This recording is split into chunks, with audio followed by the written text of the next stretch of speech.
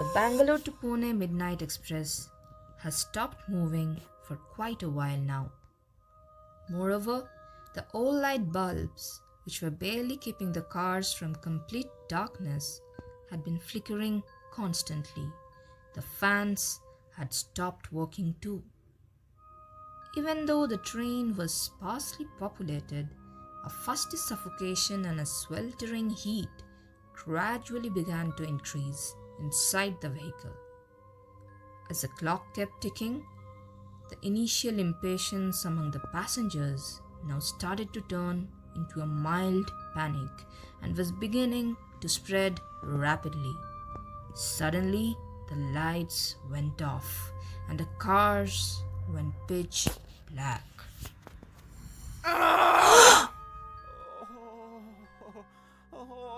The lines have been found to be derailed. All the passengers are requested to kindly alight the train and walk to the nearest station only half a mile away from here. I repeat, the lines have been found to be derailed. All the passengers are requested to kindly alight the train and walk to the nearest station only half a mile away from here.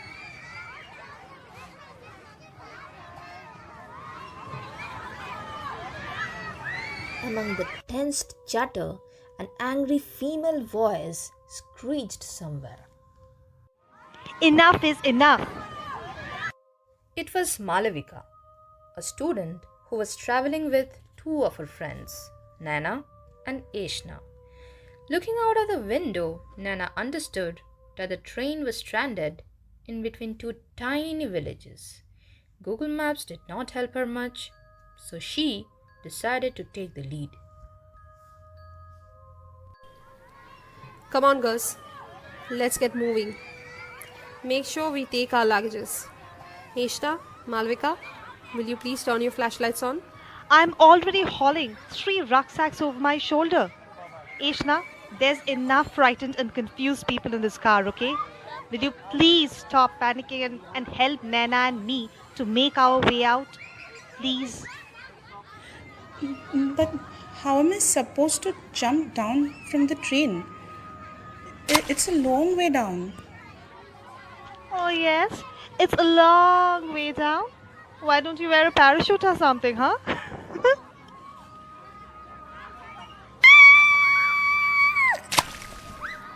Girls, this is not the time to fool around. Stop being silly. Stop being so boring, huh? Shut up. Can't you see? We're in the middle of nowhere. And it's about to rain also, I think. Oh, Oh, calm down. Calm down, dear. Guava orchards stretched on either side of the track, and crickets were busy merrymaking amongst the bushes lit with fireflies. An ominous kind of silence prevailed in the air as a group of friends marched on in darkness. Everyone was tense except Malavika. Even the hoot of a barn owl made her giggle. This is so exciting. Oh my god. I've been waiting for an adventure like this my entire life. I'm scared, Nana. More because of this crazy woman. Well, I heard you, lady. Boo!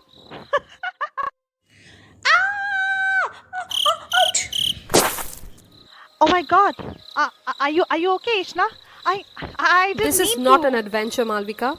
Grow up. Being brave is one thing, but making fun of not so brave people is really not fair. Ishna dear, get up. Here, take Sorry. my hand. So sorry, Ishna. Suddenly, a dim light caught their sight.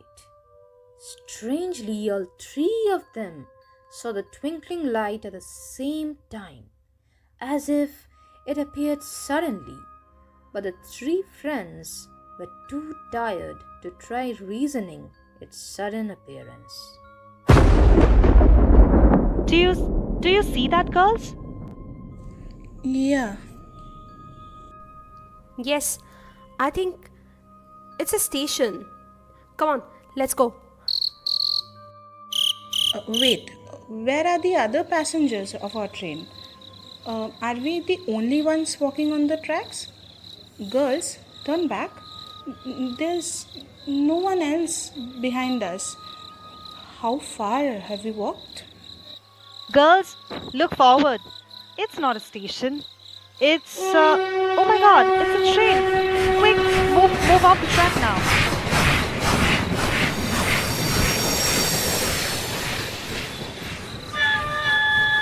Screaming voices belted through the night air as they started running here and there in panic, oblivious of where they were going.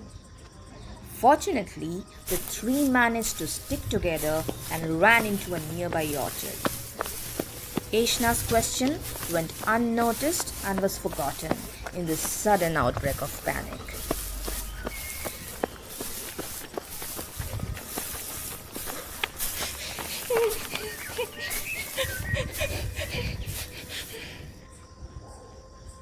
Judged by Aishna's flashlight and Nana's practical sense of direction, they soon came upon a rail track that went right through the orchard.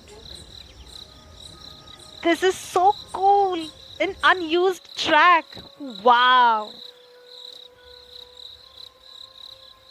They followed the meandering track in the dark, not even guided by the moon in the cloudy night. Night creatures crawled around them, and they felt like they were walking through a nightmare. Except for Malavika, of course, who was on seventh heaven of delight. It's been half an hour now. I can't see a single station in sight. I think we should head back to the main track. Look, I see a tiny light from a broken window there. I think it's an old shack.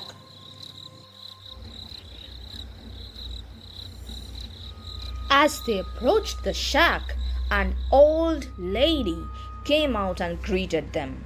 It seemed she was waiting for these girls to arrive.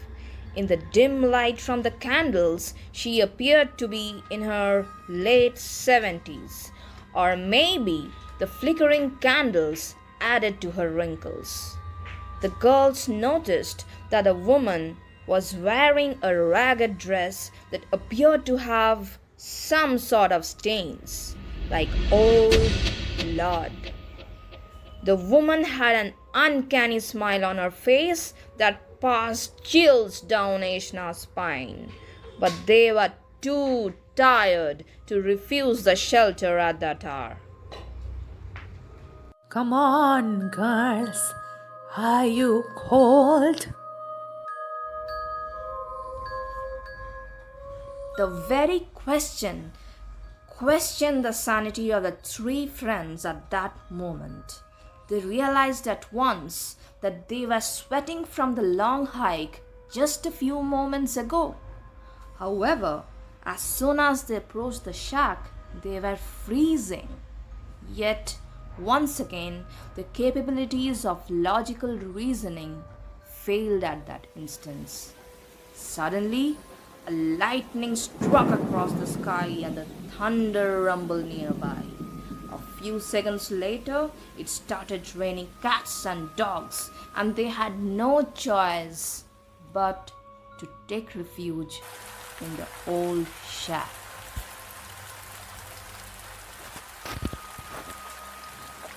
I'm freezing, Nana.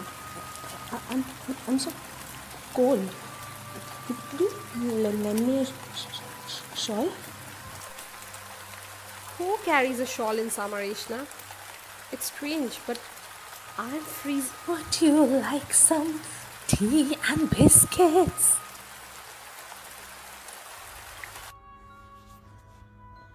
Again, a perplexing question.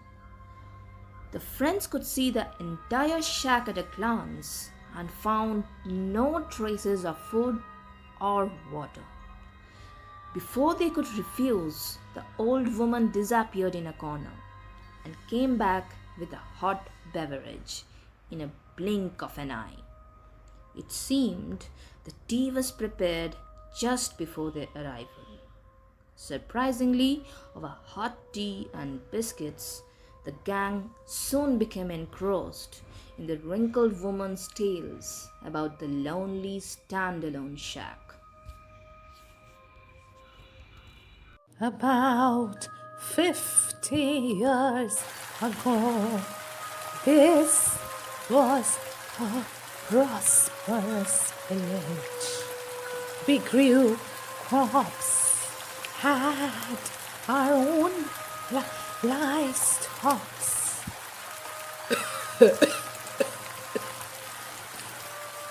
we had capable men and hard-working women. I had a beautiful daughter, Lakshmi,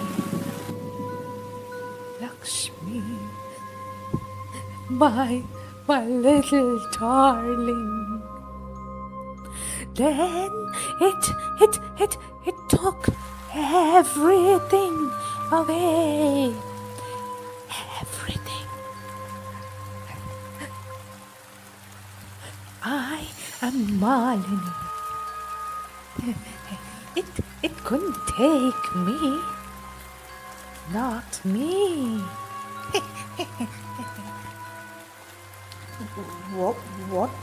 What did? Would you like some more tea, girl? The lady's voice and expressions changed all of a sudden, from fear to that unsettling smile. Ashna did not repeat her question. After the rain had subdued a little, Malavika stepped out.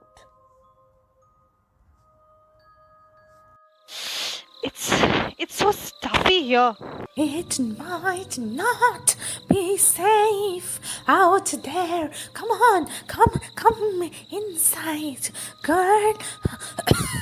Or it'll take you. It'll take you like the others. Come in. Obedience was something Malavika never had. She walked about the ruined shack, taking in breathfuls of night air mixed with a sweet smell of guava and wildflowers. She sat down on a bench after a while, groaning to herself. Soon she dozed off, tired from the excitement. She didn't know for how long she had been asleep, but a scream somewhere close jerked her awake.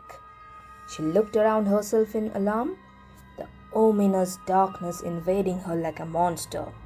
The light in the shack couldn't be seen anymore. Ishna? Nena? Granny? Anyone there? Come on, stop hiding, people. Suddenly, someone coughed beside her, making her jump out of her skin. A match was struck and a candle lit.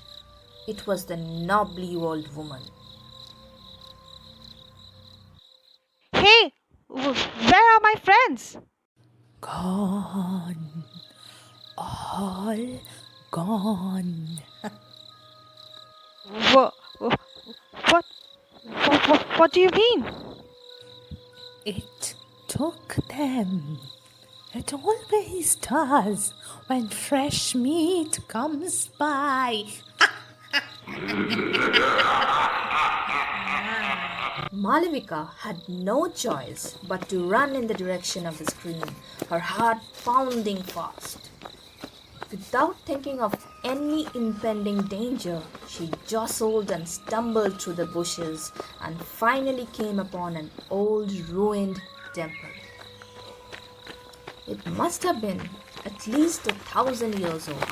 with roots growing out of its walls and bricks missing here and there.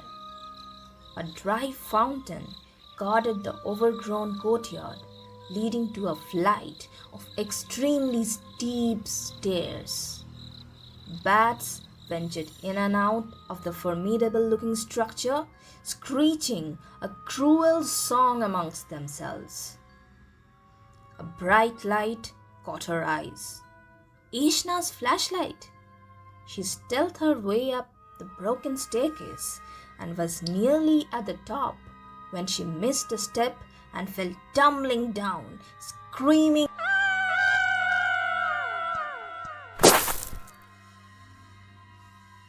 Malavika found Nana shivering in the corner while pointing at something.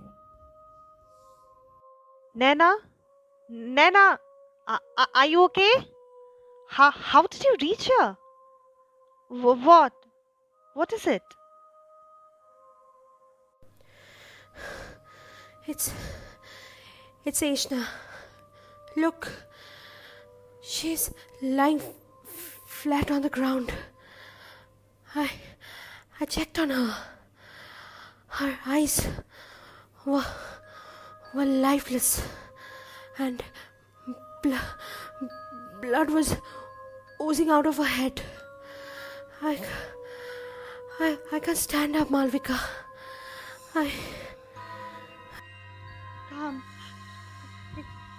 Calm down. Let me pick up the flashlight and check there. Huh? What? Who's that? Malavika turned back and Nana was gone. She moved towards Ashna's body. Suddenly, the same old sinister laughter echoed through the room, and in the light of the flashlight, she saw the body moving. She was sitting up, an evil look on her face, eyes gleaming wickedly, and blood oozing through her eyes and head.